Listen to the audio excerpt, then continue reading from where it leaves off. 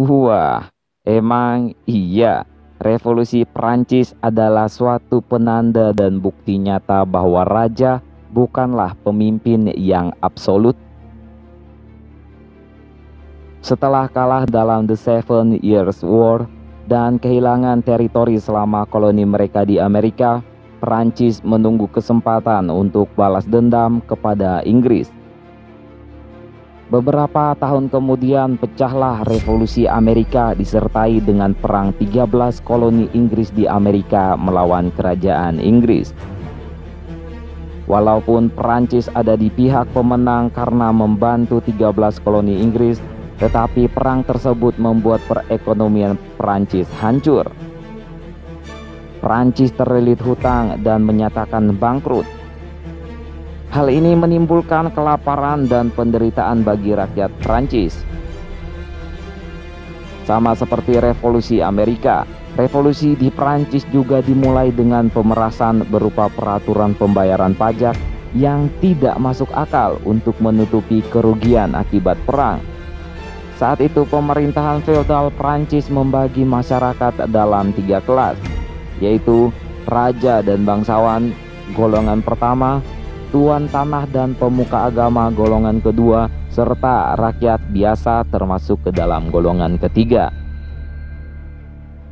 Pembagian kelas ini berpengaruh kepada kebijakan pajak yang dikeluarkan. Golongan pertama dan kedua tidak diwajibkan untuk membayar pajak, sedangkan golongan ketiga wajib.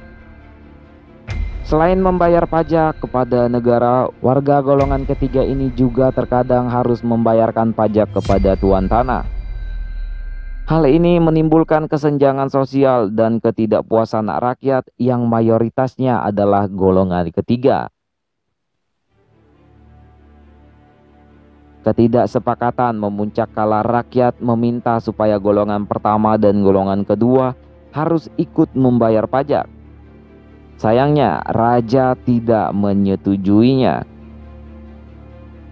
Rakyat akhirnya mengadakan perkumpulan dan menyatakan akan membuat keadaan lebih adil dan baik bagi mereka.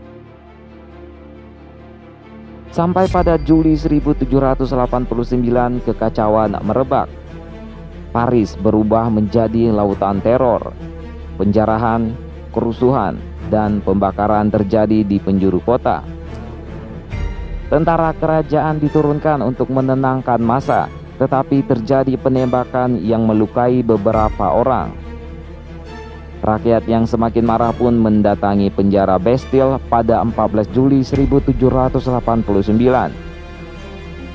Massa mendobrak masuk untuk mengambil persenjataan dan melepaskan mereka yang sedang ditahan.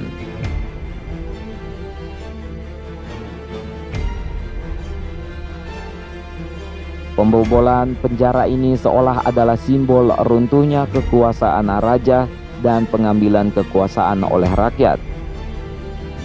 Hal ini praktis membuat kerajaan Prancis tidak beroperasi dan pemerintahan dibekukan. Rakyat dengan semangat liberté, égalité, fraternité atau kebebasan, persamaan, dan persaudaraan merumuskan pemerintahan baru yang berbentuk republik.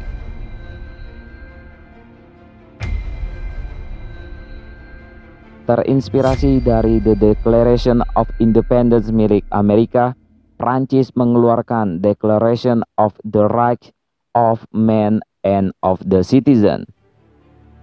Deklarasi ini menjamin persamaan hak dan kewajiban warga Prancis, serta melindunginya secara hukum tanpa perbedaan satu sama lain.